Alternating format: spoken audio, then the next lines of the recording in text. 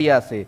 पहला क्वेश्चन बच्चों, पहला क्वेश्चन है आपका IR8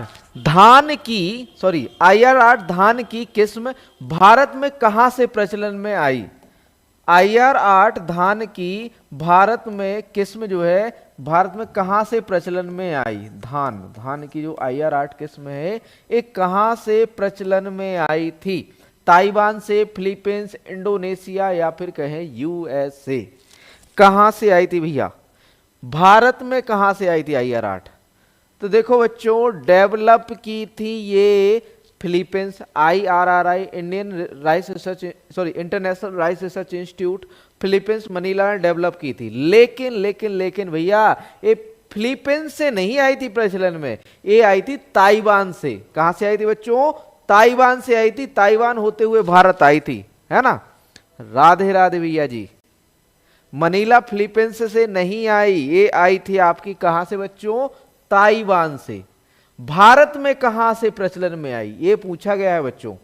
कहां से पूछा गया है, भारत में कहां से प्रचलन में आई। तो भारत में प्रचलन में आई थी ताइवान से, लेकिन ये डेवलप की थी किसने, IRRI फिलीपींस ने। IRRI मनीला फिलीपींस ने ये डेवलप की थी।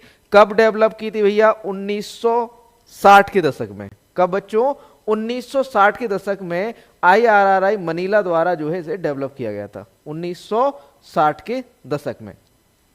और यह 1965 में रिलीज की गई थी। 1965 में क्या हुई थी, रिलीज हुई थी।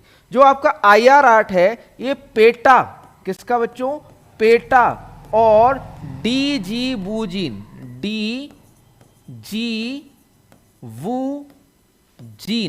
का क्या है, क्रॉस है। पेटा और DG वूजीन का क्या है बच्चों, एक क्रॉस है आपका IR8।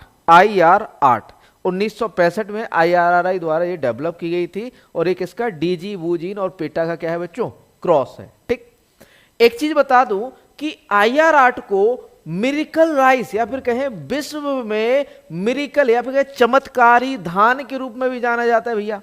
देखिए, where did the IR8 type of money come from, धन नहीं राइस है, rice come into use in India from. तो भैया ताइवान से यूज में आई थी और ये भैया आपका 1960 के दशक में डेवलप हुई थी, मतलब 1965 में। बोनी किस्म थी, बोनी होने के कारण से विश्व में आपका जो जादुई धान या जादुई चावल या मिरिकल राइस के रूप में जानी जाती है। क्लियर इतना, आगे बढ़ते हैं अगला क्वेश्चन।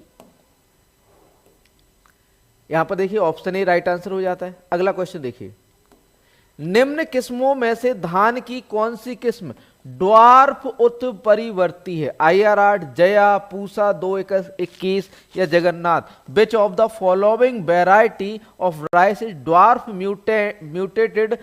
IR8, जया, पूसा 221, जगन्नाथ। बताइए जल्दी से, A, B, C या फिर D। राइट आंसर क्या होगा, देखो भैया जया तो मिरिकल राइस कहा जाता है, कहां पर भैया, भारत में। भारत में मिरिकल राइस कौन कहा जाता है, जया को कहा जाता है।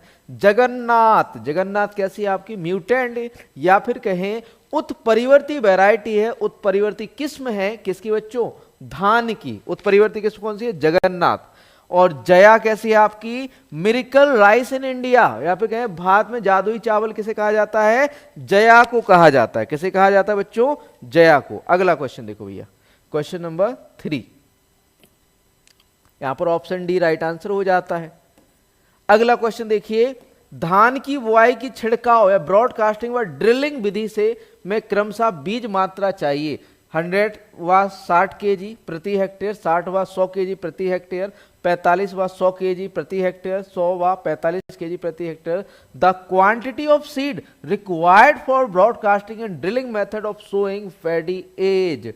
160 kg प्रति hectare per hectare and 60 and 100 kg per hectare, 45 and 100 kg per hectare, 100 and 45 kg प्रति हेक्टेयर। जल्दी से बताइए कौन सा सही उत्तर होगा यहां पर। तो भैया छिड़कवा से पहले कह रहा है तो भैया 100 kg चाहिए, और आपका ए कहें ड्रिलिंग से कहें तो 60 kg चाहिए, मतलब ऑप्शन ए राइट होगा यहां पर। बी तो नहीं होगा भैया, बी नहीं होगा, ए राइट होगा यहां पर। ऑप्शन ए राइट आंसर हो जाता है यहां पर। 100 और 60, 100 kg आपकी जो है छिड़कवा विधि से, और 60 केजी हो जाती है आपकी ड्रिलिंग मेथड से। ठीक, यदि आप नर्सरी लगा रहे हो, नर्सरी से बुआई कर रहे हो, नर्सरी लगाकर बुआई कर रहे हो, तो कितना 30 से 40 केजी लिख लो भैया, बीज दर लिख लो धान की, 30 से 40 केजी प्रति हेक्टेयर, है ना। और यदि आप संकर धान उगा रहे हो, हाइब्रिड राइट, संकर धान, संकर धान हाइब्रिड राइस उगा रहे हो, तो कितनी बीज दर चाहिए, 15 केजी, कितना चाहिए, 15 केजी प्रति हेक्टेयर। यदि आप संकर धान उगा रहे हो तो 15, या आपकी हाइब्रिड राइस उगा रहे हो तो 15 केजी।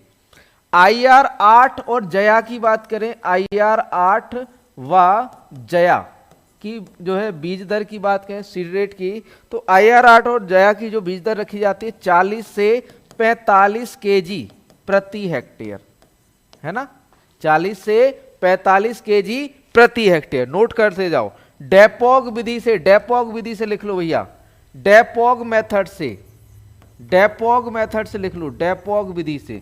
अब देखो भैया, डेपोग विधि से चाहिए 1.5 से 3 केजी पर मीटर स्क्वायर, लेकिन यदि प्रति हेक्टेयर कहे तो प्रति हेक्टेयर आपको चाहिए होती है डेपोग से 75 से 85 केजी, 75 से 90, 75 से 90 केजी प्रति हेक्टेयर, प्रति हेक्टेयर 75 से 90, और आपका जो है डेपोक से 1.5 से आपका जो है 3 केजी प्रति हेक्टेयर, सॉरी प्रति मीटर स्क्वायर, 1.5 से 3 केजी प्रति मीटर स्क्वायर, और 75 से 90 केजी प्रति हेक्टेयर। एक और मेथड है भैया IR SRI method. SRI method से बीज दर कितनी चाहिए, 5 से 6 केजी प्रति हेक्टेयर। किससे चाहिए होता है, SRI मेथड से चाहिए होता है। एक और है भैया बासमती। यदि आप बासमती धान उगा रहे हो तो कितनी बीज दर लगेगी, तो बासमती धान की है 20 केजी प्रति हेक्टेयर। इतना क्लियर है ना बच्चों, इतना क्लियर है ना, इतना क्लियर है ना।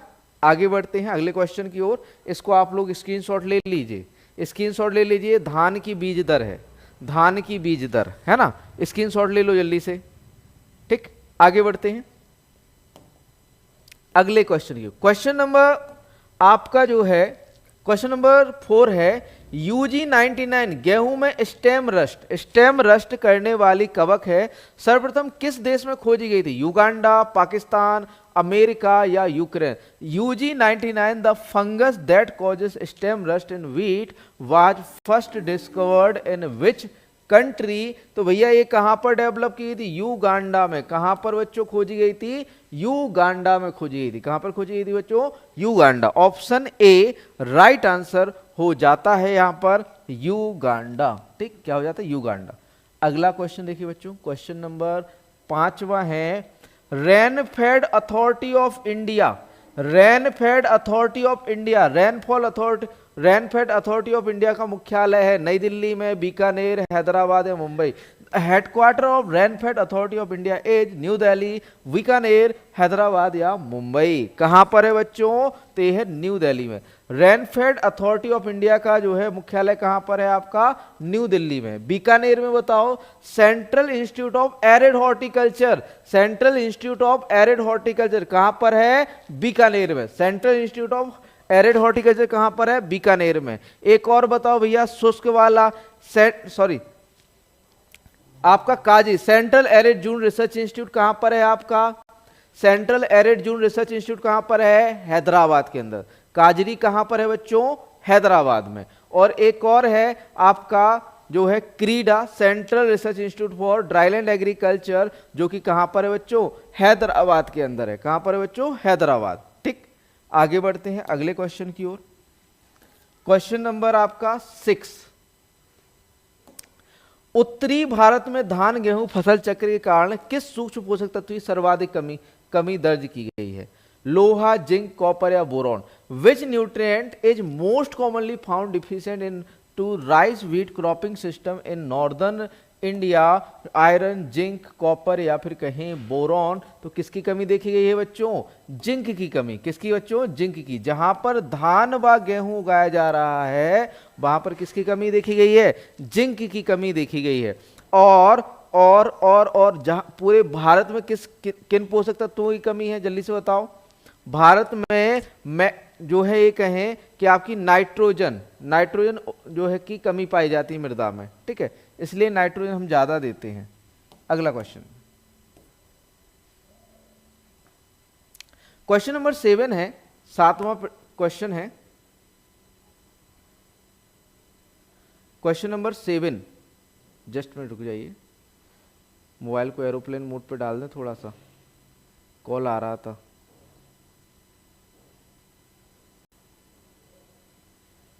है ना, ठीक है, थोड़ा सा क्या है, कॉल आ गया था इस वजह से।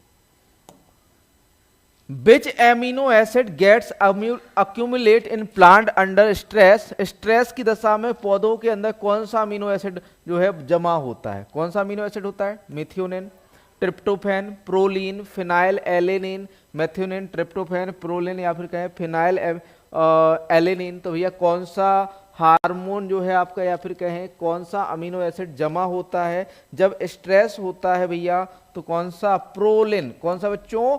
Proline amino acid. कौन सा बच्चों? प्रोलिन अमीनो एसिड, प्रोलिन, ठीक है। स्ट्रेस के दौरान पौधों में कौन सा अमीनो एसिड बनता है आपका जो है स्ट्रेस हार्मोन? हाँ, एबीए है। और प्रोलिन आपका क्या बनता है? Amino acid. अगला क्वेश्चन देखिए बच्चों, क्वेश्चन नंबर 8 है, मोट की जड़िया व ज्वाला किस्में कहां विकसित की गई?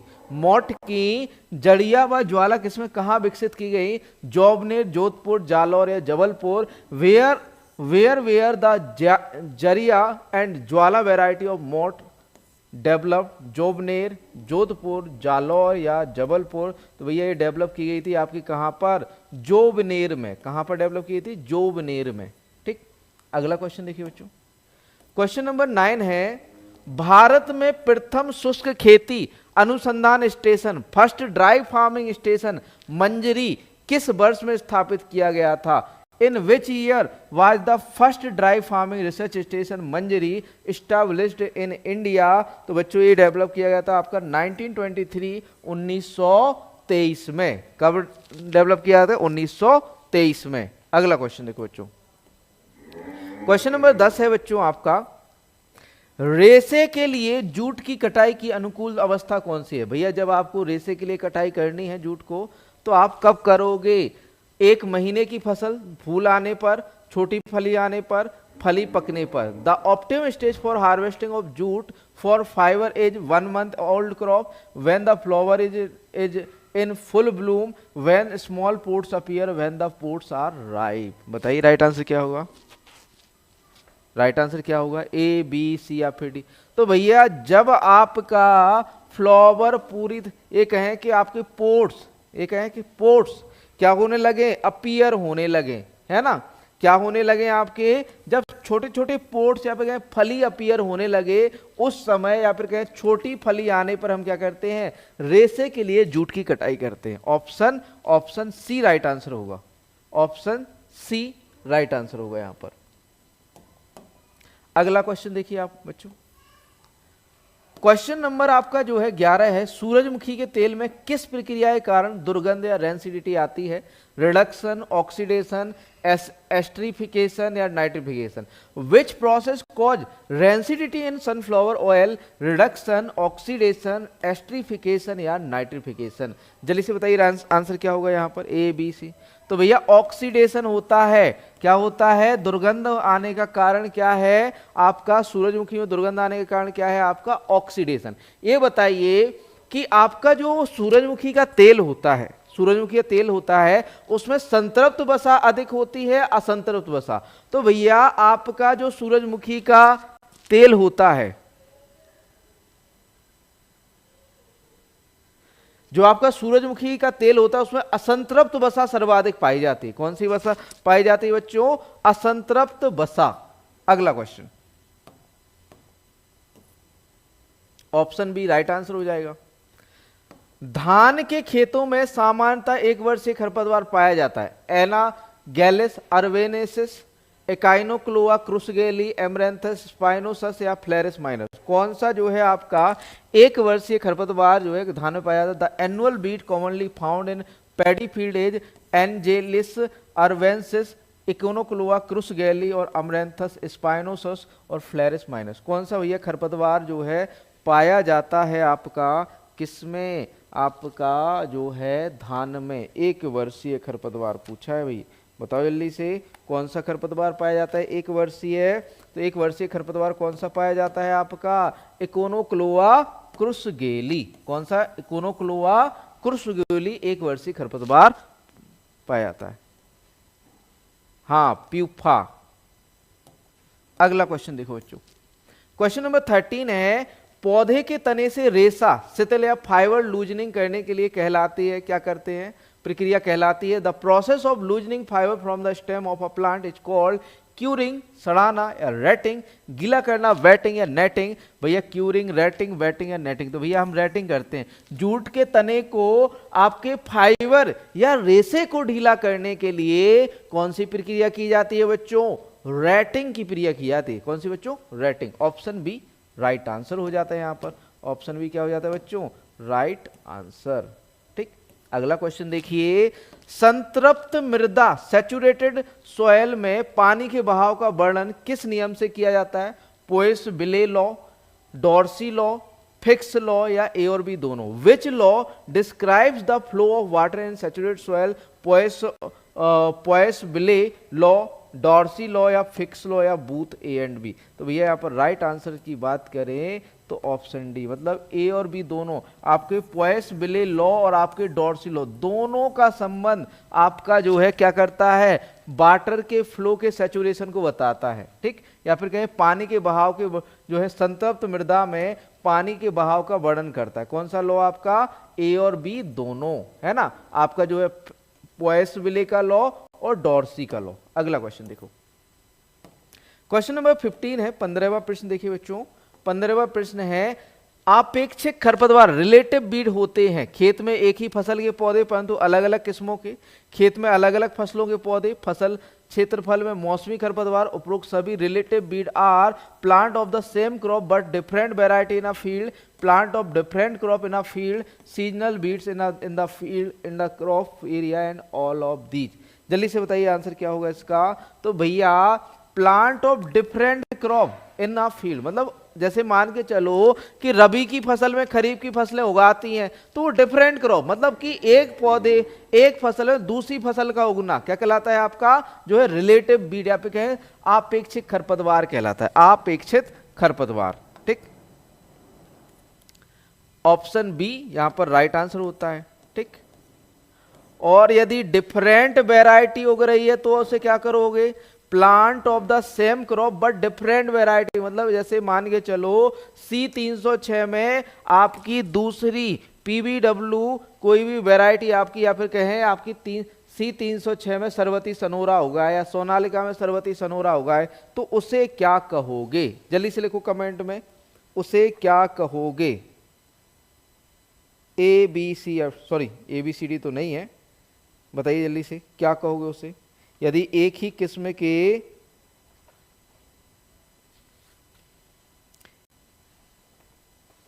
तो उसे क्या कहोगे, रोग्यू बीड।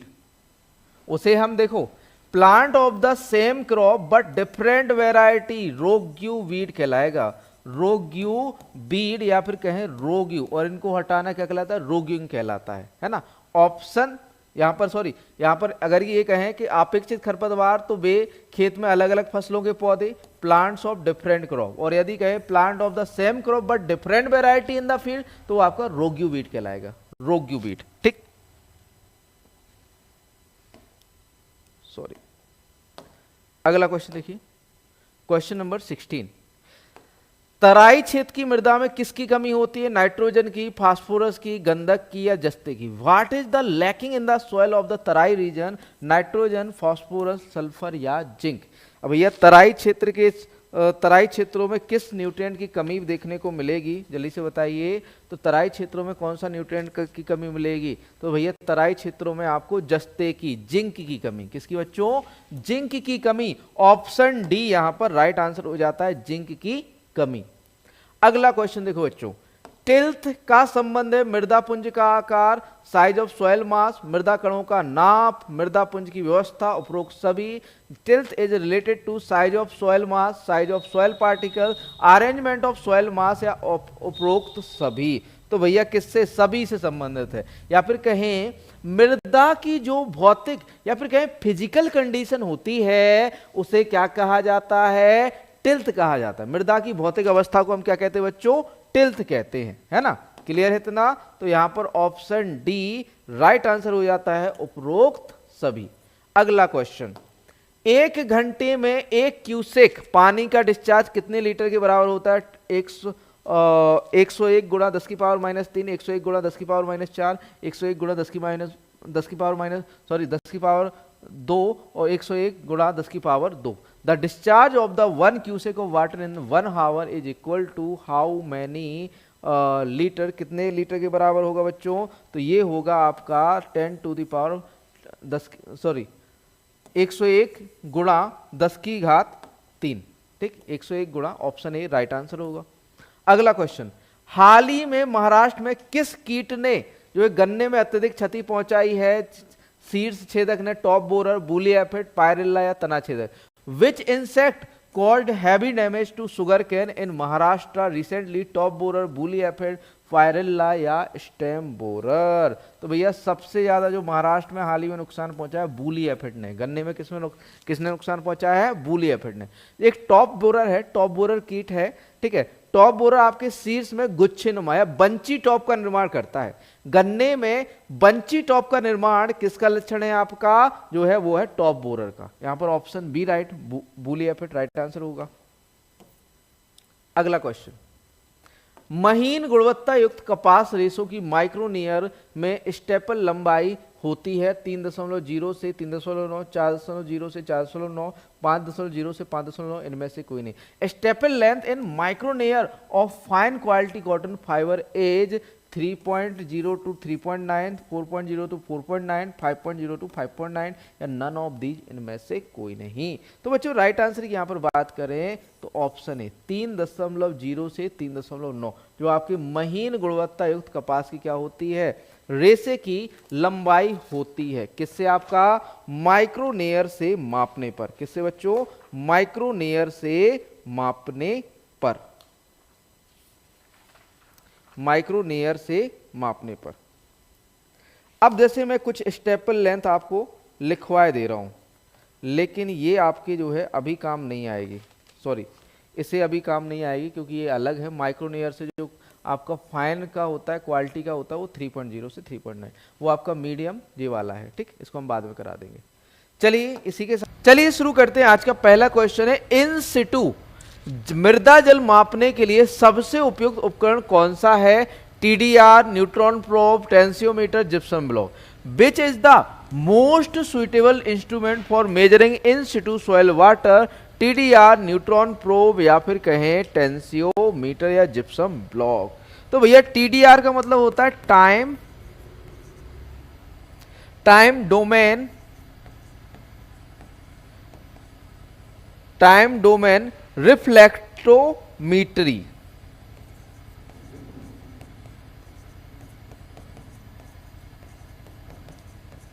टीडीआर तो बेसिकली इन सिटू वाटर को मापने के लिए किसका यूज करते हैं? किसका यूज करते हैं हम? टीडीआर का यूज करते हैं। किसका यूज करते हैं बच्चों? टीडीआर का। इन सिटू मृदा जल मापने के लिए या सॉइल वाटर को मापने के लिए टाइम डोमेन रिफ्लेक्ट्रीमेट्री का यूज किया जाता है। सर एग्जाम कब तक संभावना है? भैया जून तक आपकी संभावना है। ठीक है, आगे बात करें बच्चों आपका टेंसियोमीटर की, तो ये मेजर करने के लिए किसका? सॉइल वाटर टेंशन को मेजर करने के लिए टेंसियोमीटर का यूज इसलिए किया जाता है आपका सॉइल वाटर जो है आपका टेंशन को मेजर करने के लिए। न्यूट्रॉन प्रोब्स है measure water content by detecting the scattering of neutron in the soil. इन वाटर कंटेंट को मेजर करने के लिए यूज किया जाता है। Gypsum block measure soil moisture by measuring the electrical resistance of a gypsum block. ठीक, जिप्सम ब्लॉक में इलेक्ट्रिक रेसिस्टेंस करके नॉर्मली मॉइस्चर, सॉइल मॉइस्चर को मेजर करता है। अगला क्वेश्चन, जोखिम कम करने के लिए देरी से वर्षा की स्थिति में कौन सी फसल उपयुक्त होती है? एजीटीए का एग्जाम आपका मैंने बता तो दिया जून में, है ना। जोखिम कम करने के लिए देरी से वर्षा की स्थिति कौन सी फसल उपयुक्त रहेगी? सूरजमुखी, अरहर, धान, soybean. Which crop will be suitable in case of delayed rainfall in reduce the risk? Sunflower, अरहर या पैडी या सोयाबीन। अब बच्चों यहाँ पर राइट आंसर, अब यहाँ पर देख एक चीज बताइए, बिल्टिंग पॉइंट या फिर कहें बिल्टिंग के लिए सूचक पौधा कौन सा है? आपका PWP, परमानेंट बिल्टिंग पॉइंट कौन दर्शाता है भैया? तो आपका दर्शाता है आपका क्या? सनफ्लावर, सूरजमुखी। और यदि वर्षा में देरी हो तो आप सूरजमुखी को बो सकते हैं रिस्क को कम करने के लिए। सनफ्लावर राइट आंसर हो जाता है, ऑप्शन ए सनफ्लावर, ठीक, सनफ्लावर राइट आंसर हो जाता है, ऑप्शन ए। बी नहीं होगा, बी नहीं होगा, ठीक है, सूरजमुखी। अगला क्वेश्चन देखिए, गेहूं की कौन सी स्पेसीज सीमित सिंचाई में उगाई जा सकती है? Triticum aestivum, Triticum durum, Triticum vulgare, Triticum dicoccum. Which species of wheat can be grown under limited irrigation? Triticum aestivum, Triticum durum, Triticum vulgare, Triticum dicoccum. बताइए जल्दी से आंसर क्या होगा, ए, बी, सी या फिर डी? क्या होगा सही उत्तर यहाँ पर? तो भैया टिटिकम ड्यूरम, जो आपका ड्यूरम व्हीट होता है, ड्यूरम गेहूं होता है, इसे जो है लिमिटेड या फिर कहें कम सिंचाई में भी उगाया जा सकता है। किसे? ड्यूरम व्हीट को, ड्यूरम जो है गेहूं को, टिटिकम ड्यूरम को लिमिटेड इरिगेशन होने पर भी उगाया जा सकता है, ठीक है, इतना क्लियर है। अब भैया देखिए एक चीज बता दीजिए कि सबसे कम, अब जैसे लिमिटेड हमने कहा, लिमिटेड वाटर में ड्यूरम उगाया जाता है, तो सबसे कम पानी की आवश्यकता गेहूं की किस किस्म को होती है? तो C306, C306 को कम पानी की आवश्यकता होती है ना, एक या दो सिंचाई में ये काम चल जाता है ना। तो वर्षा आधारित जो आपकी C306, सुजाता, मुक्ता, एक ऐसी है वर्षा आधारित के लिए उपयुक्त होती है, ठीक। आगे चलिए अगले क्वेश्चन की ओर। क्वेश्चन नंबर 4 है भैया, यहाँ पर ऑप्शन बी राइट आंसर हो जाता है। अगला क्वेश्चन, गेहूं में के सुरक्षित भंडारण के लिए दानों में नमी की मात्रा कितनी हो? 2 से 5, 5 से 10, 10 से 12 या 14 से 16। For safe storage of wheat the moisture content in the grain should be 2 to 5%, 5 to 10, 10 to 12 या 14 to 16। बताइए राइट आंसर क्या होगा, ए, बी, सी या फिर डी? तो बच्चों यहाँ राइट आंसर की बात करें तो आपका 10 से 12% है ना। स्टोरेज के लिए कितना चाहिए गेहूं में? सेफ स्टोरेज के लिए 10 से 12%, ऑप्शन सी राइट आंसर हो जाता है ना, ऑप्शन सी राइट आंसर हो जाता है। जैसे आप देखिए यहाँ पर फसल है, उनका जो है हार्वेस्टिंग के समय, कटाई के समय नमी, और साथ में साथ आपके भंडारण के समय नमी दी गई है। जैसे आपने कहा धान है तो हार्वेस्टिंग के समय इसमें 23% नमी होना चाहिए और भंडारण के समय कितनी? 14% नमी होना चाहिए। आपने कहा गेहूं, गेहूं में आपका हार्वेस्टिंग के समय 25 से 30 और 12% आपका भंडारण 10 से 12 है ना। ज्वार की बात करें तो 21 से 24 आपका कटाई के समय और आपका भंडारण के समय कितना? 12% क्या होना चाहिए? मॉइस्चर, नमी होनी चाहिए। ग्राउंडनट मूंगफली की बात करें तो 30 से 40% आपका कटाई के समय और आपका 8% से कम आपका स्टोरेज के समय, ठीक है। सोयाबीन की बात करें तो 16 से 17% आपका कटाई के समय और 13 से 14% नमी होनी चाहिए, कब? आपका स्टोरेज के समय या भंडारण के समय, ठीक। आगे बात करें मेज मक्का की बात करें तो 20 से 25% आपका कटाई के समय, 12% भंडारण के लिए। जौ की बात करें 18 से 20 कटाई के समय, 12% भंडारण के लिए। पर्ल मिलेट की बात करें 20% आपका कटाई के समय, 10 से 12 आपका भंडारण के लिए। दालों के लिए 10 से 12% क्या चाहिए होता है? मॉइस्चर चाहिए होता है। और तिलहन फसलों के लिए 8 से कम भंडारण के लिए और आपका जो है 18 से 20% किसके लिए? आपका हार्वेस्टिंग के समय क्या होना चाहिए? मॉइस्चर होना चाहिए। अगला question, agri silvi pasture system के अवयव हैं फसल वृक्ष, फसल पशु, फसल वृक्ष, चारागाह पशु, इनमें से कोई नहीं। What are the component of agri-silvi pastoral system? Crop, tree, pasture and animal, crop tree या क्रॉप एनिमल। तो भैया सिल्वी, एग्री मीन्स होता है भैया फसलें, सिल्वी मीन्स होता है आपके ट्री, और पास्चरल मीन्स होता है आपका पास्चर मतलब चारागाह है, मतलब एनिमल, एनिमल मतलब पशु, है ना। तो यहां पर option C agri silvi pastoral system का अवयव कौन सा है? Crop tree pasture plus animal. आपने कहा ट्री, फसलों के साथ आप ट्री उगा रहे हो तो एग्री सिल्वी है ना। अगर कि आप क्या कर रहे हो, फसलों के साथ आप एनिमल पालन कर रहे हो तो एग्री आपका पास्चुरल कहलाएगा। ठीक, एग्री हॉर्टी पास्चुरल होता है, हॉर्टिकल्चर अगर इंक्लूड है तो। ठीक है, यहां पर ऑप्शन सी राइट आंसर हो जाता है। अगला question, international institute of tropical agriculture कहां पर स्थित है? Nigeria, Japan, Syria, Bharat. Where is the international institute of tropical agriculture located? Nigeria, Japan, Syria या इंडिया। इसे शॉर्ट में इकार्डा भी कहा जाता है। क्या कहा जाता है बच्चों? इकार्डा भी कहा जाता है। तो वही बताना है कि ये इसका हेडक्वार्टर कहां पर है और इसकी जो है स्थापना कब हुई थी। जल्दी से बताओ प्यारे बच्चों। ए सीरिया। देखो यदि ऑप्शन के साथ जाओगे तो सीरिया करना पड़ेगा। ऑप्शन के साथ जाओगे तो क्या करना पड़ेगा बच्चों? Syria, Aleppo Syria. Aleppo Syria 1977 में जो है स्थापित हुआ था। 1970 में क्या हुआ था? स्थापित हुआ था। लेकिन लेकिन लेकिन इसको जो है बेरुट बेरुट बेरुट लेबनान प्रेजेंट में जो इसका हेडक्वार्टर है ये बेरुट लेबनान में है। ठीक है, कहां पर है बच्चों? बेरुट लेबनान। पहले जब स्थापना हुई थी तब इसका सीरिया हुआ करता था, लेकिन रिसेंटली इसका जो हेडक्वार्टर है वो चेंज हो गया है। कहां पर है? बेरुट लेबनान में है। इसकी स्थापना 1977 में सीरिया में हुई थी और इसका हेडक्वार्टर कहां पर है? बेरुट लेबनान में। ठीक, आगे बात करें अगले इंस्टीट्यूट की, या फिर कहें option A, sorry option A नहीं होगा, यहां पर सी होगा, सीरिया। ठीक, देखिए CGIAR बेसिकली आपका जो इकार्डा है ये CGIAR का क्या है? इसमें CGIAR में 15 इंस्टीट्यूट आते हैं जिनका एक सदस्य है कौन? आपका इकार्डा। ठीक, तो देखिए consultative group on international agriculture research different headquarter इसका है। ठीक है, 1971 में जो है स्थापित हुआ। इसका हेडक्वार्टर एक्चुअल में फ्रांस है, सॉरी इसका हेडक्वार्टर कहां पर है? फ्रांस में है, फ्रांस। ठीक, इसका हेडक्वार्टर कहां? फ्रांस। सीआईट की बात करें, Centro Internacional de Agricultura Tropical Palmira Colombia 1969। CIFOR Center for International Forestry Research Bogor Indonesia 1993 स्थापित हुआ। CIMMYT Centro Internacional de Mejoramiento de Maiz या sorry International Maize and Wheat Research Improvement Center Mexico 1943।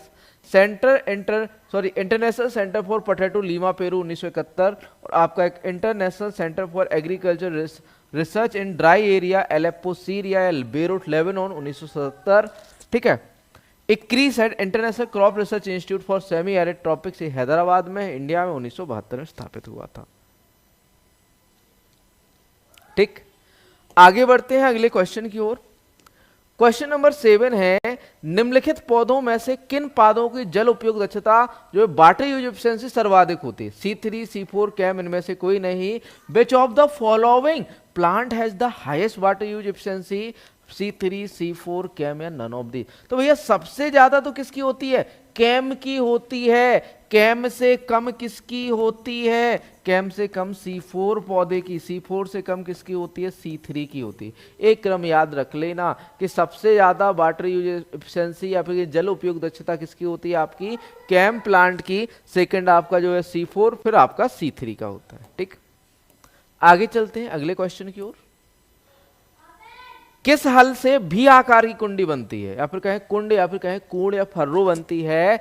Ridge plough, mouldboard plough, disc plough, देसी हल। Which plough makes V shaped furrow? Ridge plough, mouldboard plough या disc plough या desi plough. तो भैया देसी plough से या देसी हल से क्या बनता है? भी आकार की क्या बनती है? फर्रो बनती है। एल आकार की किसमें बनती है भैया? Mould board plough. एल आकार का किसमें बनता है? मोल्ड बोर्ड प्लाऊ में एल आकार की फर्रो बनती है। एल आकार का किसमें आता है? आपका मोल्ड बोर्ड प्लाऊ। अगला क्वेश्चन देखो, क्वेश्चन नंबर 9 है, ऑप्शन डी राइट आंसर। आलू में स्तंभ कैंकर एवं काला पांडीदार सल्का व्रत का कारक है। दो कवक, एक कवक एवं एक जीवाणु, मतलब ये कहें दोनों कवक से होते हैं, एक कवक या एक कवक और एक विषाणु। Stem canker and black scab in potato are called by two fungi, fungus and bacterium, fungus and virus. भैया ये एक ही रोग है जो किससे होते हैं, फंजाई से होते हैं, फंजाई से होते हैं। किससे होते हैं, आपके कवक से होते हैं, दो कवकों द्वारा होते हैं। ठीक है, किसके द्वारा होते हैं, दो कवकों द्वारा। देखिए ऑप्शन सी राइट आंसर हो जाता है, सॉरी एक फंगस से होने वाले हैं, sorry sorry sorry. Stem canker and black scurf in potato both called by the soil borne fungus. किससे बच्चों, सॉयल बॉर्न फंगस से होते हैं। कौन सा, Rhizoctonia solani result in stunted growth, reduce yield and poor tuber quality with black scurf appearing as dark irregular spot on the tuber surface. Symptom की बात करें तो stem canker the fungus attack emerging stem, मतलब जो नई नई stem होती है उस पर क्या करते हैं, इमर्ज करते हैं बनते, causing browning and blackening delayed emergence, मतलब कि कहें कि ब्राउन या भूरापन आ जाता है और कालापन आ जाता है, और साथ में साथ जो है आपके जो स्टेम या फिर तने बनने की प्रक्रिया है या इमरजेंस की प्रक्रिया उसको रोकते हैं, डिले करते हैं या फिर कहें देरी पहुंचाते हैं। And in severe case stem death resulting in gappy crop, या फिर कहें आपको जो है रिजल्ट में क्या देखने को मिलता है, ये कहें कि आपकी स्टेम मर जाती है या फिर तना पूरी तरह से मर जाता है। ब्लैक स्कब की बात, appear as a small to large dark black spot on the tuber surface, tuber या फिर कहें कंद की सरफेस पर काले धब्बे देखने को मिलते हैं, ब्लैक स्पॉट्स देखने को मिलते हैं। ठीक है, जिन्हें हम क्या कहते हैं, स्क्लेरोटिया कहते हैं। ठीक, आगे देखिए अगला क्वेश्चन है, जैविक नियंत्रण में न्यूक्लियो पॉलीहेड्रोवायरस एनपीवी का प्रयोग किया जाता है चना फली छेदक के लिए, धान की गंदी बग के लिए, गन्ने के पायरेला के लिए, सभी के लिए। Nucleopolyhedrovirus is used in biological control for chickpea, pod borer, paddy stinking bug, sugarcane, pyrilla या ऑल। तो भैया यहाँ पर right answer option A already लगा हुआ है, चिकपी पॉड बोरर। चिकपी या फिर कहें हेलिकोवर्पा अर्मीजेरा के, एनपीवी का यूज किया जाता है हेलिकोवर्पा अर्मीजेरा, हेलिकोवर्पा अर्मीजेरा के लिए। ठीक, देखिए nucleopolyhedrovirus a type of baculovirus, एक बैक्यूलो वायरस का प्रकार है, यूज्ड इन बायोलॉजिकल या फिर जैविक नियंत्रण प्रीमेरली टू टारगेट एंड कंट्रोल लैपिडोप्टेरा, या फिर कहें लैपिडोप्टेरा गण के जो मॉथ हैं और बटरफ्लाई इंसेक्ट पेस्ट है इनको कंट्रोल करने के लिए यूज किया जाता है किसका, एनपीवी का। अगला क्वेश्चन देखिए, धान एवं आलू के लिए नत्रजन उर्वरक किस रूप को प्राथमिकता देंगे, नाइट्रेट, अमोनिया, नाइट्राइट, इनमें से कोई नहीं। Which form of nitrogen fertiliser would you prefer for paddy and potato, nitrate, ammonia, nitrite या फिर कहें नन ऑफ दीज। तो बच्चों नॉर्मली आपकी धान हुआ, आलू हुआ और जूट हुआ, इनमें जो नाइट्रोजन यूज किया जाता है, नत्रजन यूज किया जाता है, वो अमोनिया के फॉर्म में यूज किया जाता है। किसके फॉर्म में बच्चों, अमोनियम के फॉर्म में। ठीक, और बाकी सभी फसलों में जो यूज किया जाता है नत्रजन का, वो किसके रूप में होता है,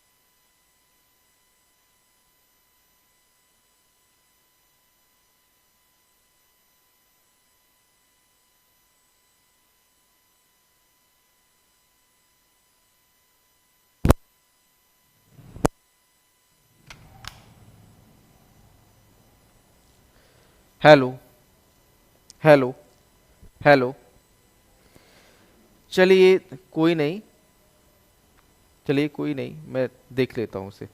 अब आ रही है ना वॉइस, आ रही है ना। जल्दी जल्दी क्वेश्चन देख लेते हैं, थोड़ा सा बैटरी डिस्चार्ज हो गई है। ठीक है, हेलो, वॉइस आ रही है ना?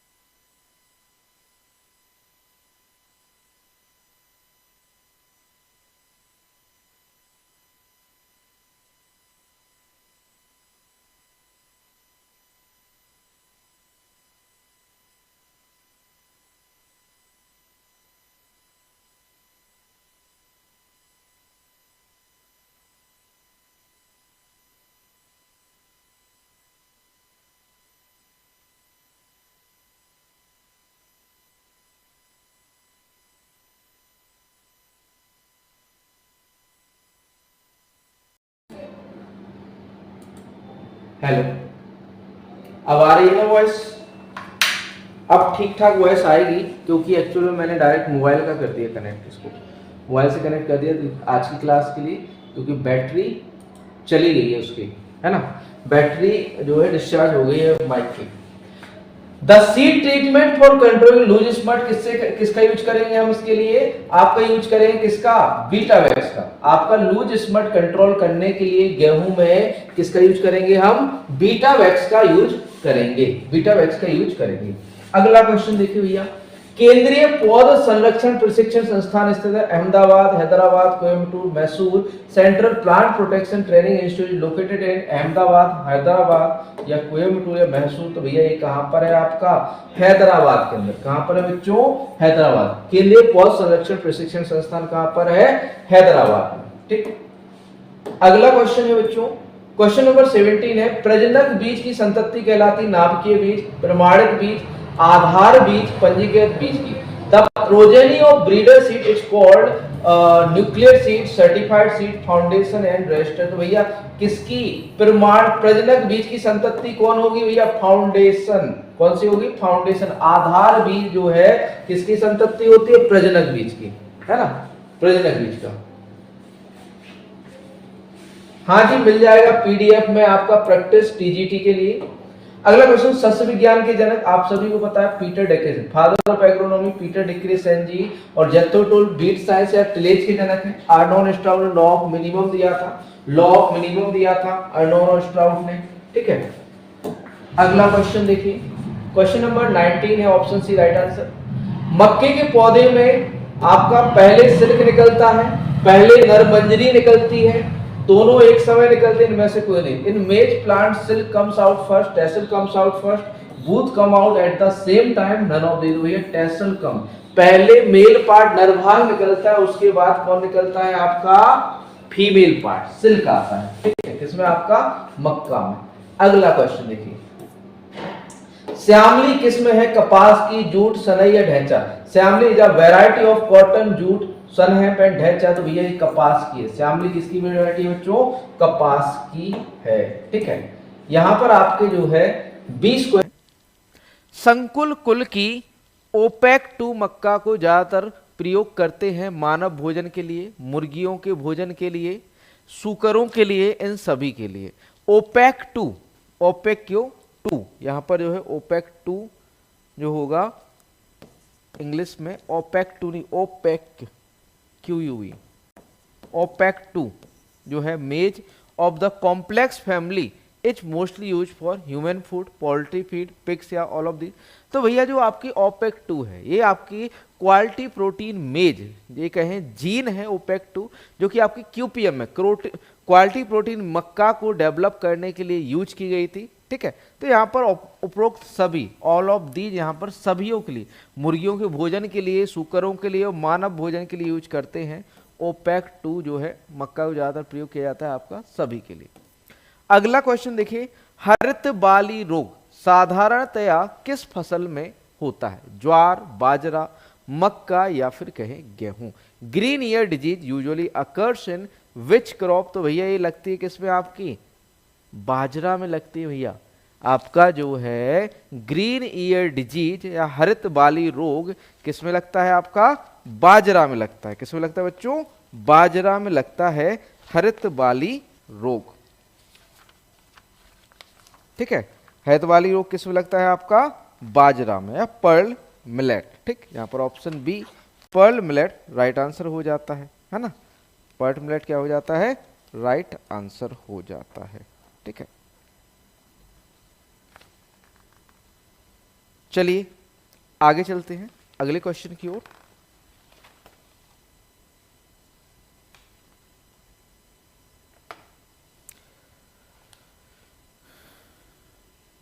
अगला क्वेश्चन है आपका, गन्ना की बढ़वार के लिए उपयुक्त तापक्रम होना चाहिए 10 से 15, 20 से 30 डिग्री सी, 35 से 40 या 5 से 10 डिग्री सी। गन्ना की बढ़वार के लिए उपयुक्त तापमान कितना होना चाहिए? गन्ना की बढ़वार के लिए उपयुक्त तापमान कितना होना चाहिए? जल्दी से बताइए, A, B, C या फिर D क्या होगा right answer?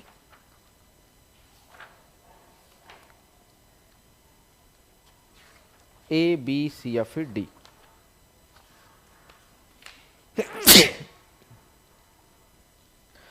Suitable temperature for the growth of sugarcane should be 10 to 15 degree C, या फिर कहें बच्चों आपका 20 से 30, या फिर कहें आपका 35 से 40, या डी आपका 5 से 10। तो भैया कितना चाहिए आपका? 20 से 30 डिग्री। बढ़वार के लिए, ग्रोथ के लिए जो टेम्परेचर की आवश्यकता या तापमान की आवश्यकता होती है वो कितना चाहिए होता है? आपका 20 से 30, या फिर कहें आपका 25 से 30 माना जाता है ना। तो ऑप्शन के अकॉर्डिंग हम जो है 20 से 30 राइट आंसर हो जाएगा यहाँ पर। ठीक, राइट आंसर क्या हो जाएगा? 20 से 30। अब भैया आगे बात करें कि आपका परिपक्वता के लिए कितना टेम्परेचर चाहिए, है ना। परिपक्वता के लिए कितना टेम्परेचर चाहिए? तो 12 से, परिपक्वता के लिए 12 से 14 डिग्री सी। परिपक्वता के लिए गन्ने के लिए कितना चाहिए होता है? 12 से 14 डिग्री सी। ठीक, आगे चलते हैं अगले क्वेश्चन की बात करें। आलू के बीजों को बीजोपचार के लिए घोल में डुबोते हैं एंडोसल्फान से, BSC, एगलॉल या नीला तोता। Potato seeds are dipped in a solution for seed treatment, endosulfan, BSC, Aglol या फिर कहें या फिर कहें नीला थोथा। तो भैया इसको डुबोते हैं आपके एगलॉल से। आपका जो आलू का उपचार करते हैं वो किससे करते हैं? आपका एगलॉल से करते हैं। किससे करते हैं बच्चों? एगलॉल से। ठीक, अगला क्वेश्चन देखिए, क्वेश्चन नंबर आपका है 5 है। कपास के बीजों का वितंतुरीकरण या डीलिंटिंग करते हैं सल्फ्यूरिक अम्ल से, साइट्रिक अम्ल से, नाइट्रिक अम्ल से या हाइड्रोलिक अम्ल से। Cotton seeds are delinting by sulphuric acid, citric acid, nitric acid या फिर कहें आपका हाइड्रोलिक। तो ये H2SO4 का यूज किया जाता है सल्फ्यूरिक एसिड का, H2SO4 या फिर कहें सल्फ्यूरिक एसिड इसका यूज किया जाता है किसके लिए? आपका डीलिंटिंग। डीलिंटिंग क्या कहलाता है? बीज को अलग करने या फिर कहें रेशे से बीज अलग करने की प्रक्रिया क्या कहलाती है? आपकी डीलिंटिंग कहलाती है। ठीक है, तो यहाँ पर जो है ऑप्शन आपका ए राइट आंसर हो जाता है क्योंकि सल्फ्यूरिक एसिड का यूज किया जाता है। अगला क्वेश्चन, धान में जीवाणु अंगमारी रोग है भूमि जनित, जल जनित, कीट जनित या बीज जनित। Bacterial blight disease in rice is soil borne, water borne या इंसेक्ट वॉर्न। किस प्रकार की भैया? धान में जो आपका एक कहें बैक्टीरियल ब्लाइट होता है, एक किस प्रकार का रोग है बताइए जल्दी से।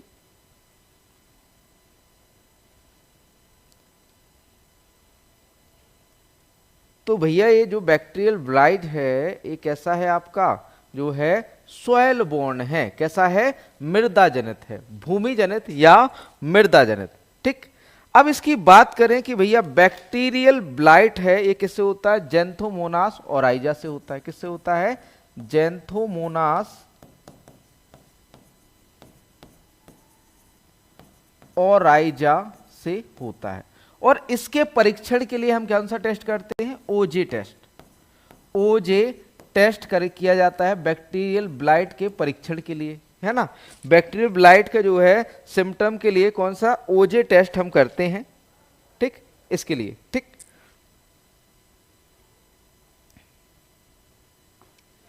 आगे चलते हैं अगले क्वेश्चन की ओर। क्वेश्चन नंबर 7 है, ज्वार के डंठल के आधार पर छिद्र होते हैं चिलोपर्टिलस के कारण, एथेरिगोना सोकाटा के कारण, कॉन्टेरिनिया सोर्गिकोला के कारण या कोलोकोरिस एंगुस्टाटा के कारण। There are holes at the base of the stalk of sorghum due to Chilo partellus, Atherigona soccata, Contarinia sorghicola या कैलोकोरिस एंगुस्टा। जल्दी बताइए आंसर क्या होगा? ए, बी, सी या फिर डी। जो आपको छेद देखने को मिलते हैं वो किस कारण से होते हैं आपके किस पर? ज्वार में, सोरगम में। जल्दी से बताइए ए, बी, सी या फिर डी, क्या होगा राइट आंसर?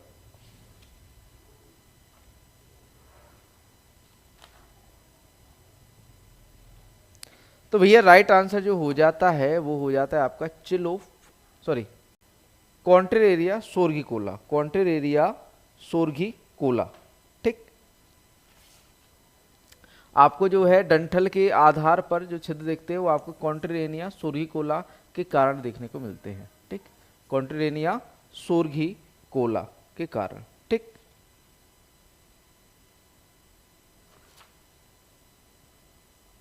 अगला क्वेश्चन देखिए, क्वेश्चन नंबर 8 है, गन्ना प्रजनन में संकरण के पश्चात प्रारंभिक चयन जिस पीढ़ी में होगा वह है F0, F1, F2, F6 in sugarcane breeding. The generation in which initial selection will take place after hybridization is F0, F1, F2 या F6।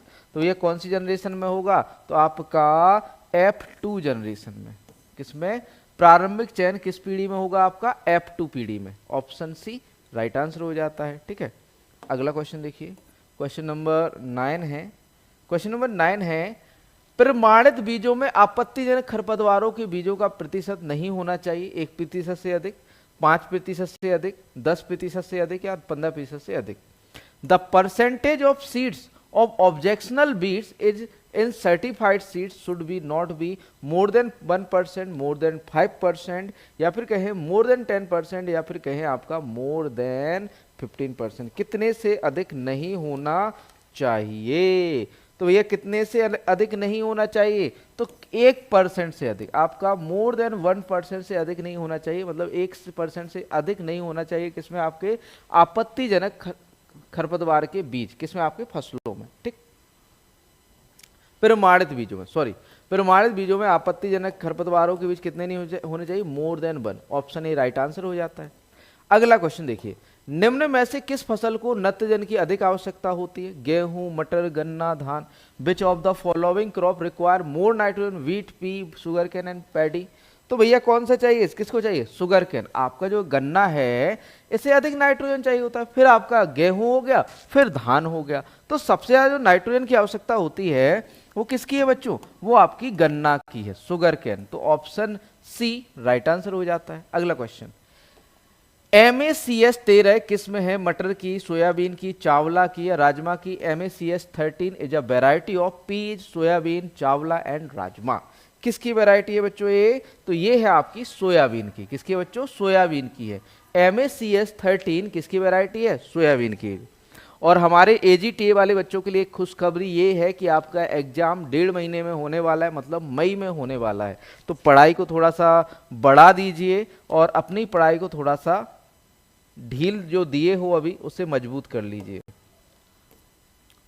Option B right answer हो जाता है। अगला क्वेश्चन, गेहूं की फसल में चौड़ी पत्ती वाले खरपतवारों को नष्ट करने वाला सर्वाधिक प्रभावशाली खरपतवार नाशी कौन सा है? टुकोमा 4D, MCPA, आइसोप्रोट्यूरॉन, इनमें से कोई नहीं। The most effective herbicide for destroying broad leaved weeds in wheat crop 2,4D, MCPA, isoproturon, या फिर कहें नन ऑफ दीज। तो बच्चों यहाँ राइट आंसर की बात करें तो 2,4D। 2,4D नॉर्मली आपका गेहूं में चौड़ी पत्ती के खरपतवारों को मारने के लिए जो है प्रयोग किया जाता है, और साथ ही साथ इसको हार्मोन के रूप में भी यूज करते हैं। देखो, यदि आपका 2,4D 20 ppm से कम मात्रा यूज कर रहे हो, 20 ppm से कम मात्रा यूज कर रहे हो, तो ये क्या है आपका एक हार्मोन है। और यदि आप 20 ppm से अधिक मात्रा यूज कर रहे हो तो ये क्या है आपका एक हर्बिसाइड के रूप में काम करता है। कौन आपका 2,4D। अगला क्वेश्चन देखिए, क्वेश्चन नंबर आपका 14 है, तंबाकू की गुणवत्ता बढ़ाने के लिए तंबाकू के सीड्स की तोड़ाई की जानी चाहिए पुष्पन की अवस्था में, प्रारंभिक वृद्धि की अवस्था में, फल आने की अवस्था में, उपयुक्त सभी स्थितियों में।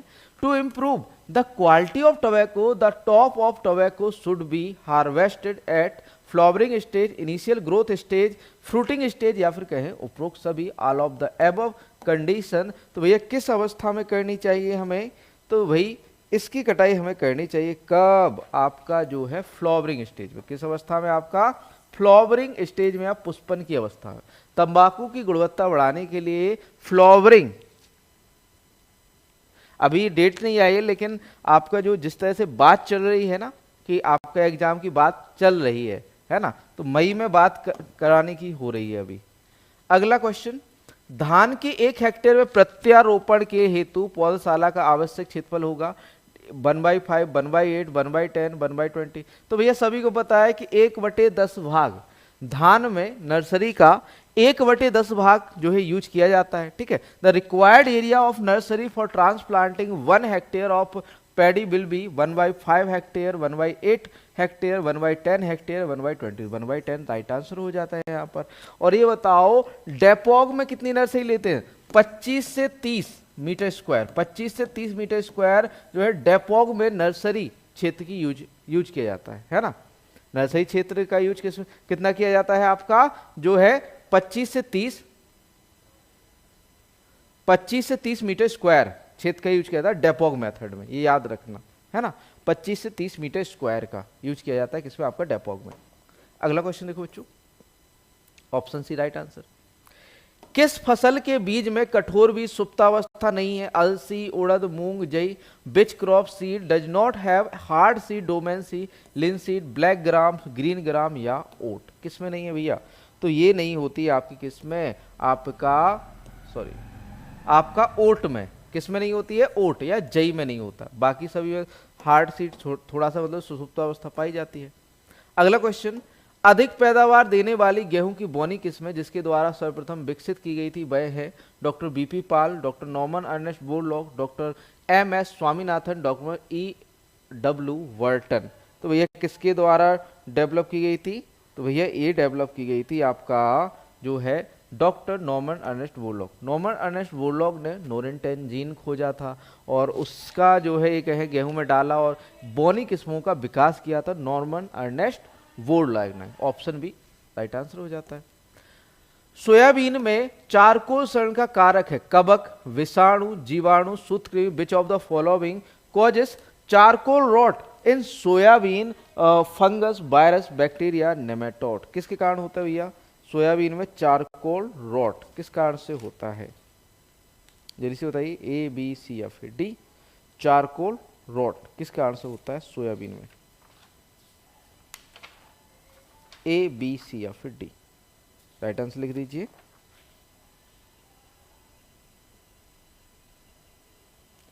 राइजोक्टोनिया बटाटिकोला, राइजोक्टोनिया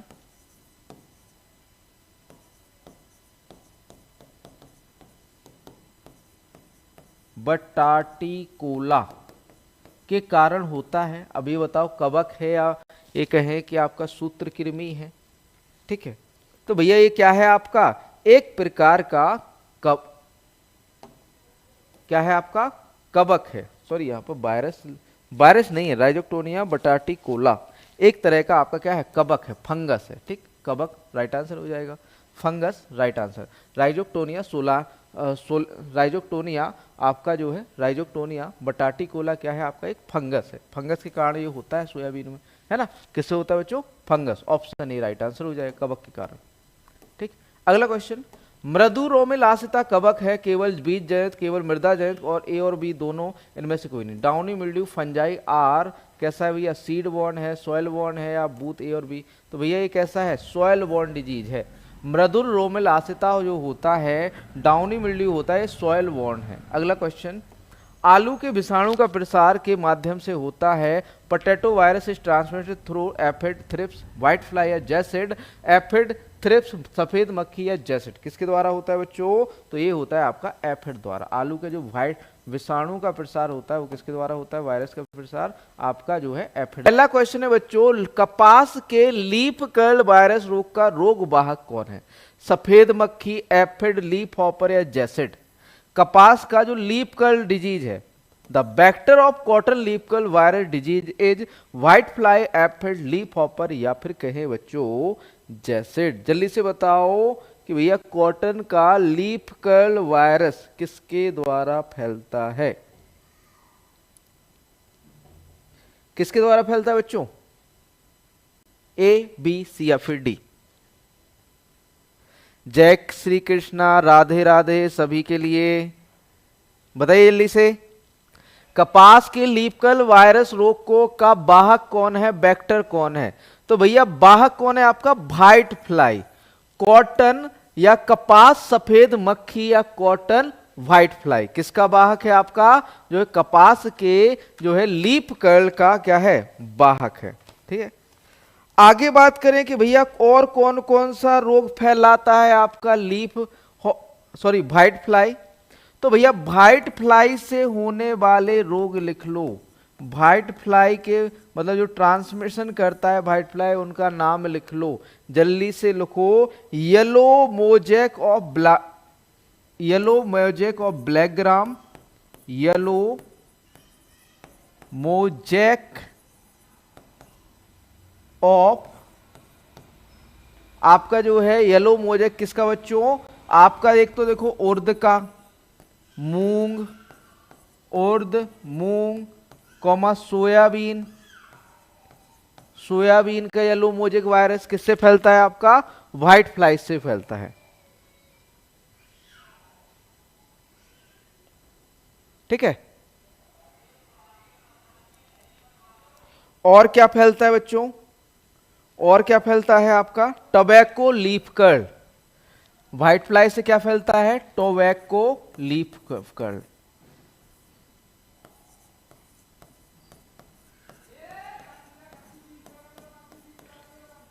मैं इनको जवाब देना चाहूंगा कि भाई चंदन त्रिपाठी तुम्हें नहीं पढ़ना है, मत पढ़ो, मैं तुम्हें ब्लॉक कर रहा हूं। और यहां देखो, अगर तुम में हिम्मत है ना, तो इस प्लेटफॉर्म पर आकर यहां आके पढ़ा के दिखाओ, तो मैं मान जाऊंगा कि तुम में हिम्मत है, वरना आप फालतू बकवास ना करा करो। ठीक है, तुम्हें कोई इनविटेशन नहीं दे रहा है कि तुम यहां आओ और पढ़ो। ठीक है, तो ज्यादा फालतू का मुंह चलाने की जरूरत है नहीं। ठीक, ए दिनेश मौर्य, और ये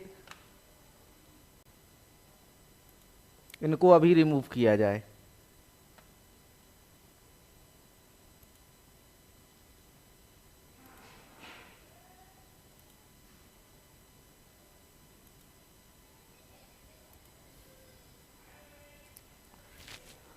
बकवास करते हैं फालतू का, पढ़ना लिखना है नहीं, है ना। तो आपका जो है टोबैको लीफ कर्ल किसके द्वारा फैलता है बच्चों? आपका व्हाइट फ्लाई के माध्यम से फैलता है। ठीक, और क्या फैलता है बच्चों? येलो बैन मोजेक ऑफ भिंडी। भिंडी का आपका ओकरा का yellow ban mosaic white fly के द्वारा कौन सा फूलता है? येलो बैन मोजेक ऑफ आपका ओकरा। ठीक, अब भैया एफिड से क्या फैलता है? तो भैया एफिड से bunchy top of banana, bunchy top of बनाना, है ना। बनाना का बंची टॉप डिजीज किससे फैलता है आपका? एफिड से फैलता है। ठीक, येलो मोजेक आपका मक्का का येलो मोजेक, येलो मोजेक किसका बच्चों? येलो मोजैक ऑफ मेज किससे फैलता है आपका? एफिड के माध्यम से फैलता है। किसके माध्यम से फैलता है बच्चों? एफिड के माध्यम से। और कौन से रोग फैलते हैं जल्दी से लिखो कमेंट में, और कौन से रोग फैलते हैं आपके एफिड से? Potato leaf roll virus, potato leaf roll virus, potato leaf roll virus किससे फैलता है आपका? एफिड से।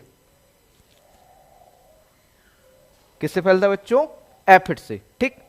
अब भैया लीफ हॉपर से कौन से फैलते हैं रोग? तो भाई लीफ हॉपर से आपका राइस का टुंगरो, राइस टुंगरो डिजीज किससे फैलती है आपकी? लीफ हॉपर से फैलती है। और क्या फैलता है आपका? सिस्मम का फाइलोडी रोग, फाइलोडी डिजीज किसकी? आपकी सिस्मम या तिल की फाइलोडी रोग किससे फैलता है आपका? लीफ हॉपर से फैलता है। और बच्चों कभी कभी लीफ हॉपर को ही हम जैसेट कहते हैं। जैसेट आपका लीफ हॉपर का ही एक प्रकार है, या आपका जो है एक सब स्पीसीज है ना। तो जैसेट को ही हम लीफ हॉपर कहते हैं। मिर्च का लीफ कर्ल व्हाइट फ्लाई से, लीफ कर्ल ऑफ चिली जो होता है आपका व्हाइट फ्लाई के कारण फैलता है। Chilli leaf curl, sorry chilli leaf curl आपका थ्रिप्स,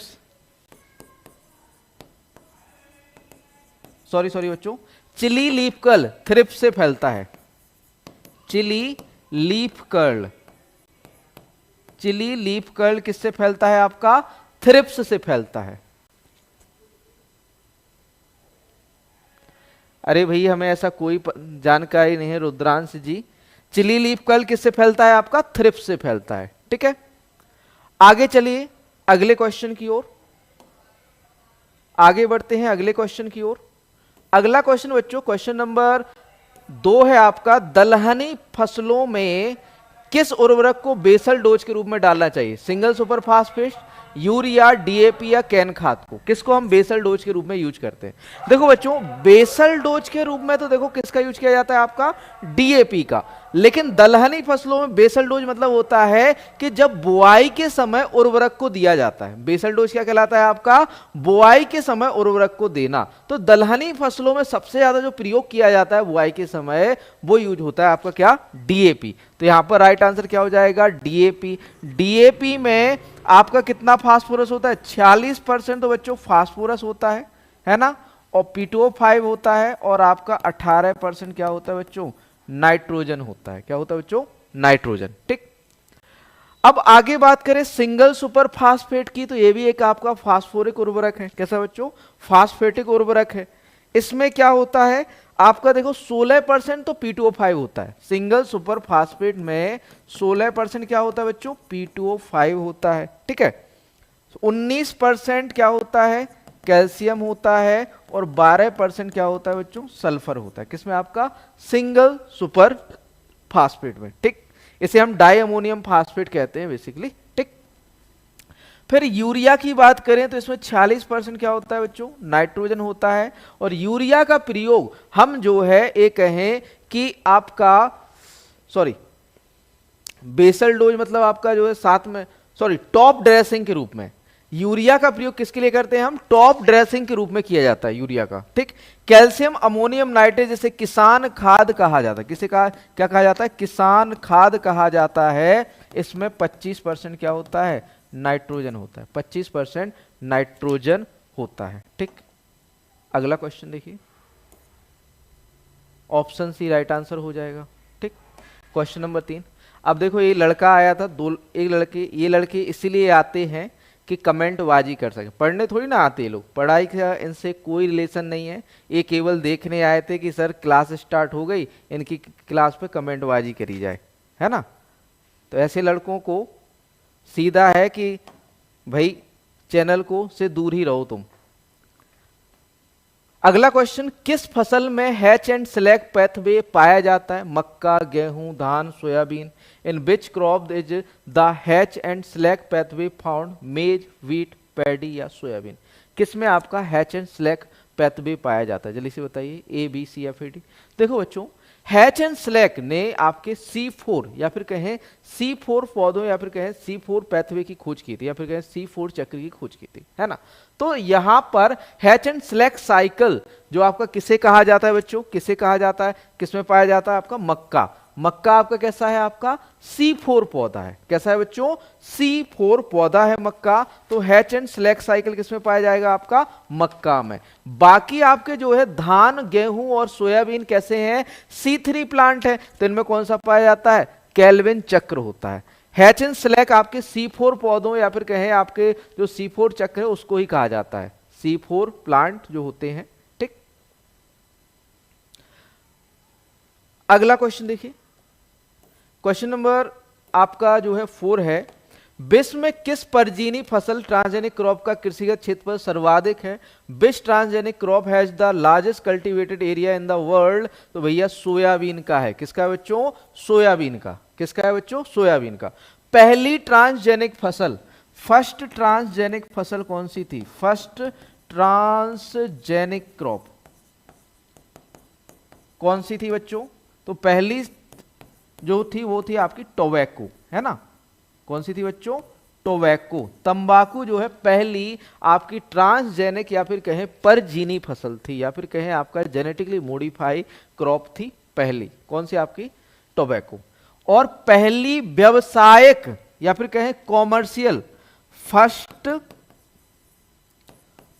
कॉमर्शियल जो है ट्रांसजेनिक वैरायटी जो थी, ट्रांसजेनिक वैरायटी थी वो थी Flavr Savr. Flavr Savr, Flavr Savr किसमें, आपका टमाटर की। पहली फ्लेवर सेवर जो है किसमें थी, वो आपकी क्या थी, आपकी जो है व्यवसायिक रूप से आपकी खाद्य फसल थी, कॉमर्शियल, ठीक है ना, या फिर कहें ट्रांसजेनिक फसल थी। कौन सी आपकी, फ्लेवर सेवर, है ना। और बात करें बच्चों तो भारत में जो सबसे ज्यादा ट्रांसजेनिक क्रॉप का जो कल्टीवेशन होता है वो होता है कॉटन का। सीधी सी बात है, हमारे यहाँ पर ट्रांसजेनिक फसल एक ही उगाई जाती है, वो है कपास, है ना। तो भारत में आपका कपास है और बाकी आपका विश्व में सोयाबीन है। ठीक, आगे चलते हैं, अगला क्वेश्चन देखो बच्चों, गेहूं में मुख्य हाइब्रिडाइजेशन विधि कौन सी है। हॉट वाटर डिप, गोगो विधि, open stigma, floral dip. Which is the main hybridisation method in wheat. Hot water dip, gogo method, open stigma, floral dip. तो भैया यहां पर गोगो मेथड, कौन सा मेथड बच्चों, गोगो विधि। कौन सी विधि बच्चों, गोगो विधि अपनाई जाती है। इसका कहां पर, आपका गेहूं में हाइब्रिडाइजेशन की। ठीक, ऑप्शन बी राइट आंसर। अगला क्वेश्चन, धान फसलों में पाई जाने वाली ग्रेन स्टार्च बनी होती है एमाइलोपेक्टिन की, एमाइलोज की, गैलेक्टोज की या ए और बी दोनों की। Grain starch found in rice crop is made of amylopectin, amylose, galactose या बूथ ए एंड बी। किसकी बनी होती है बच्चों, जल्दी से बताइए। तो भैया ये बनी होती है आपकी किसकी, गैलेक्टोज की। धान फसलों में जो ग्रेन स्टार्च बनी होती है वो गैलेक्टोज की बनी होती है। किसकी बनी होती है बच्चों, गैलेक्टोज की, है ना। अगला क्वेश्चन देखिए, क्वेश्चन नंबर 7 है, 7वां क्वेश्चन है, मक्का में प्रकाश संश्लेषण के दौरान बनने वाला प्रथम उत्पाद कौन सा है। ऑक्जेलिक अम्ल, मैलिक अम्ल, फॉस्फोग्लिसरिक अम्ल, एस्पार्टिक अम्ल। The first product formed during photosynthesis in maize is oxalic acid, malic acid, phosphoglyceric acid या फिर कहें आपका एस्पार्टिक एसिड। देखो बच्चों, देखो आपका जो है एक है किस, मक्का क्या है, C4 प्लांट, और पौधों में आपका C4 प्लांट में पहला उत्पाद क्या होता है, जल्दी से बताओ। C4 प्लांट में पहला उत्पाद क्या होता है, तो भैया मक्का C4 है, तो इसका पहला उत्पाद जो होता है प्रकाश संश्लेषण के दौरान वो क्या होता है, आपका ऑक्जेलिक एसिड होता है। ऑक्जेलिक एसिड, है ना। अरे भैया जो सी कर रहे हो, सी आपका C3 पौधों में होता है। C3 पौधों का पहला उत्पाद, C3 पौधों का पहला उत्पाद आपका फॉस्फोग्लिसरिक अम्ल। C3 पौधों का पहला उत्पाद आपका कौन सा है, प्रकाश संश्लेषण के दौरान मिलने वाला आपका है बच्चों फॉस्फोग्लिसरिक अम्ल। और आपका मक्का में प्रकाश C4 पौधों में हमें मिलता है ऑक्जेलिक अम्ल, है ना। क्लियर है ना इतना। आगे चलते हैं, अगला क्वेश्चन, क्वेश्चन नंबर 8 है लीफ एरिया इंडेक्स का सूत्र क्या है। Leaf area index, ground area, leaf dry weight, ground area, leaf area upon में leaf area duration, the formula for leaf area index, leaf area, ground area. तो भैया इसका जो है लीफ एरिया इंडेक्स क्या है आपका, लीफ एरिया अपॉन में ग्राउंड एरिया। लीफ एरिया और ग्राउंड एरिया का जो रेशियो होता है वो क्या है बच्चों, लीफ एरिया इंडेक्स। ये किसने दिया था, 1947 में वाटसन ने। लिख लो, लीफ एरिया इंडेक्स 1947 में वाटसन ने दिया था। लीफ एरिया इंडेक्स किसने दिया था, 1947 में वाटसन ने दिया था। किसने दिया था बच्चों, वाटसन ने दिया था, है ना। अगला क्वेश्चन देखिए, यहां पर राइट आंसर आपका ऑप्शन ए हो जाता है। अगला क्वेश्चन देखिए, किस कारण से धान की खेती सबमर्ज कंडीशन में की जाती है। गहरी जड़ों के कारण, नहीं भैया। हाइड्रोनिक्स प्रकृति के कारण, नहीं। ऑक्सीजन का तने से जड़ में संचार के कारण, जो आपका धान है इसमें ऑक्सीजन तने से जड़ों की ओर संचारित होता है, जिस कारण से इसको जो है सबमर्ज कंडीशन में जो है इसकी खेती की जाती है। अगला question, sorry, option C right answer. निम्न में से कौन सा एक पोल्ट्री खाद का मुख्य अवयव, ज्वार, मक्का, गेहूं, धान, which of the following is the major component of poultry feed, sorghum, maize, wheat या पैडी। बताइए राइट आंसर क्या होगा, ए, बी, सी या फिर डी, क्या होगा राइट आंसर। तो भैया नॉर्मली पोल्ट्री फीड में आपका जो यूज होता है बच्चों, वो मक्का यूज होता है। क्या होता है बच्चों, मक्का, है ना। मेज का जो है उपयोग किया जाता है, मेज का उपयोग किया जाता है। अगला क्वेश्चन, क्वेश्चन नंबर आपका 11 है, गेहूं की कटाई के समय सरकार द्वारा घोषित मूल्य क्या कहलाता है। What is the price declared by the government at the time of wheat harvesting called minimum support price, procurement price, levy price, none of these. भैया एमएसपी तो कटाई ये कहें बुआई से पहले जारी होता है, तो भाई यहां पर एमएसपी तो नहीं होगा, न्यूनतम समर्थन मूल्य तो नहीं होगा, क्योंकि यह गेहूं की बुआई से पहले दिया जाता है। फसलों की बुआई से पहले क्या दिया जाता है आपका, एमएसपी दिया जाता है। भैया कटाई के समय क्या दिया जाएगा, ए तो नहीं होगा। जो ए आंसर कर रहे हैं, एमएसपी तो नहीं होगा, क्योंकि ये कब दिया जाता है आपका, बुआई से पहले। फसलों की बुआई से पहले एमएसपी दिया जाता है, कटाई के समय नहीं। कटाई के समय जो दिया जाता है प्रोक्योरमेंट प्राइस, प्रोक्योरमेंट प्राइस दिया जाता है बच्चों, है ना।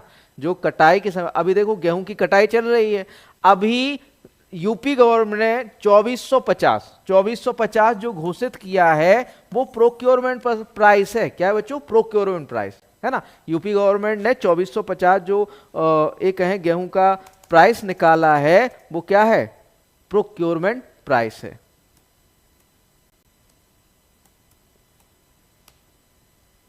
एक्चुअल में 2450 ही है ना।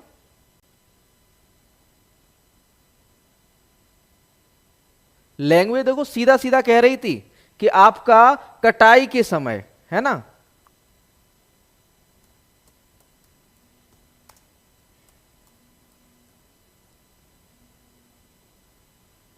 कटाई के समय, है ना। तो कितना है आपका,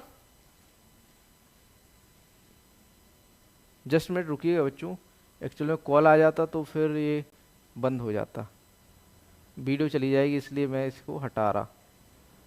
1 मिनट, ठीक है। तो कटाई के समय क्या दिया जाता है, प्रोक्योरमेंट प्राइस 2425, सॉरी बच्चों 2425 रुपए पर क्विंटल, 2425 रुपए प्रति क्विंटल, 2425 रुपए प्रति क्विंटल। ये क्या है, प्रोक्योरमेंट प्राइस जो है यूपी गवर्नमेंट ने दिया है। अगला क्वेश्चन देखो बच्चों, क्वेश्चन नंबर 12 है, शून्य भूपरिष्करण से मृदा का कौन सा गुण नहीं बदलेगा। मृदा का भैया ऑर्गेनिक मैटर तो ऑलरेडी है, वो नहीं बदलेगा। मृदा नमी, तो भैया मृदा नमी नहीं बदलेगी, सॉरी नहीं बदलेगा, ये पूछा है भैया, मृदा नमी नहीं बदलेगी, है ना। मृदा में जो नमी है उसी को संरक्षित करने के लिए तो हम शून्य भूपरिष्करण कर रहे हैं, तो मृदा नमी नहीं बदलती है, ठीक। आपका सॉइल मॉइस्चर नहीं बदलता। अगला क्वेश्चन, क्वेश्चन नंबर 13 है अफ्लाटॉक्सिन किससे उत्पादित होता है? Aflatoxin is produce in Aspergillus flavours, penicillin, Aspergillus niger. अब देखो भैया अफ्लाटॉक्सिन तो आपका किस में? मूंगफली में होता है, आपका एस्परजिलस फ्लेवर्स के कारण। कितना बच्चों? एस्परजिलस फ्लेवर्स के कारण मूंगफली में होता है। मूंगफली में किस कारण से होता है बच्चों? जब इसे नमी मिल जाती है तो एस्परजिलस फ्लेवर्स नामक फंगस लगता है, जिसके कारण आपकी मूंगफली में थोड़ी सी कड़वाहट आ जाती है ना? क्या आ जाती है बच्चों? कड़वाहट आ जाती है, जिसे हम एफ्लाटॉक्सिन कहते हैं। ये किससे होता है? आपका एस्परजिलस फ्लेवर्स। अगला क्वेश्चन देखिए, यहां पर ऑप्शन है गन्ने में नाइट्रोजन स्थिरीकरण के लिए कौन सा जीवाणु उपयोग किया जाता है? Rhizobium, Azospirillum, Bacillus, Acetobacter, diazotrophicus. Which bacterium is used for nitrogen fixation in sugarcane? Rhizobium, Azospirillum, Bacillus या एसिटोबैक्टर डायएजोट्रोपिकस। बताइए राइट आंसर क्या होगा? ए, बी, सी या फिर डी? क्या होगा?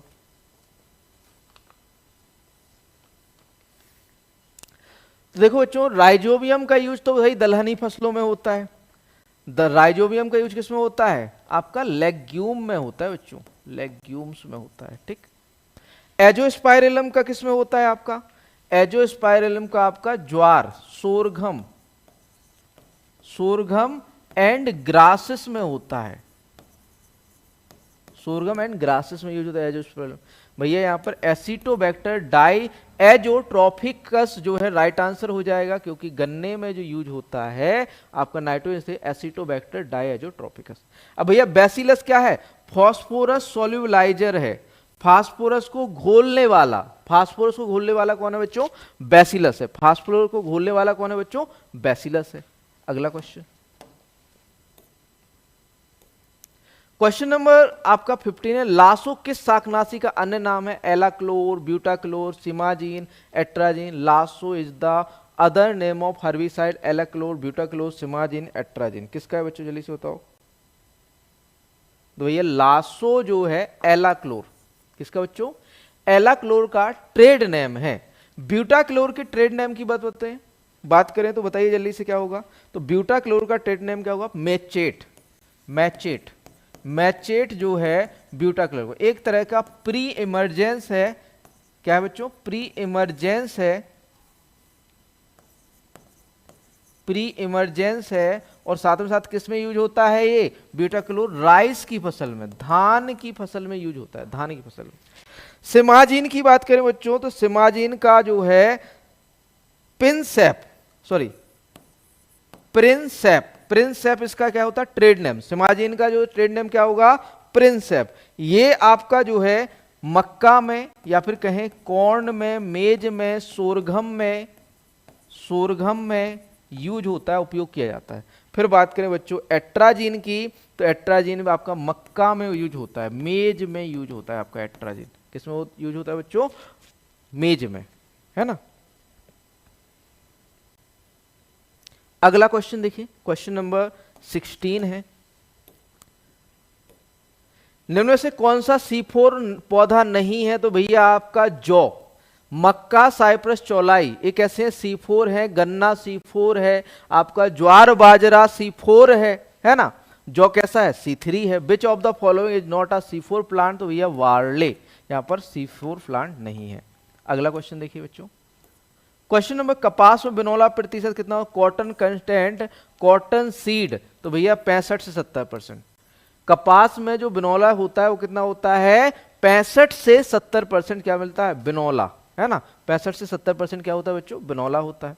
अगला क्वेश्चन देखिए बच्चों, ऑप्शन ए, उफरा रोग किस फसल में मुख्यतः लगता है? तो भैया उफरा, अभी एक बार AFO का एग्जाम हुआ था, इसे अफरा रोग दे दिया था, है ना। उफरा ना देके अफरा रोग दे दिया था।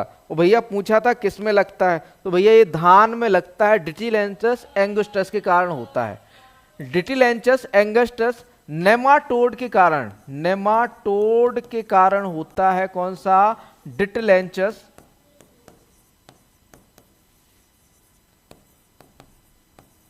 एंगस्टस।